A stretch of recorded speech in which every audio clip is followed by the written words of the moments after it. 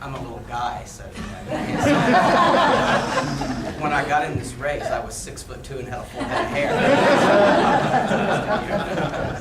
hair. First of all, I want to thank the Providence District Council for letting us be here tonight and putting on this forum. And I want to thank all of you who are the citizens, who live in this community, who are taking the time out of your busy schedules and time away from your families to come here and engage with those of us who are putting our names on the ballot to try to do something to help our Commonwealth move forward. I moved to Washington, D.C. into the Northern Virginia area when I was 15 years old to work as a page in the U.S. Senate for Howard Baker when he was Majority Leader. I got my first presidential appointment at the age of 19. I got my second presidential appointment at the age of 21 and have worked for 2 presidents of the United States, and then went into the private sector.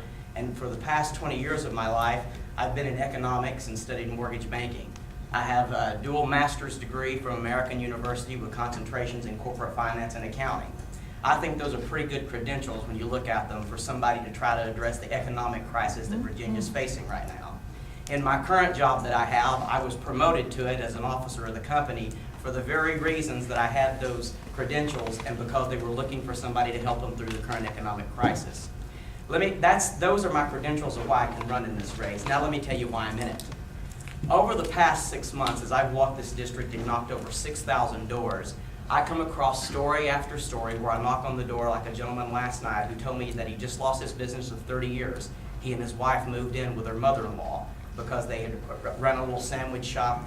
His father had owned it beforehand. He lost it. Now he's trying to figure out how he's going to put his life back together. I've heard those stories over and over again. The people in the 38th district where I'm running are ready for for a change. They want somebody who understands these problems, who has the credentials to work on them, and who will go to Richmond and put partisanship aside and do whatever it takes to find solutions to them, regardless of political party or where the good ideas come from. That's what it's going to take to win this race, and that's what it's going to take to set our Commonwealth on the trajectory forward.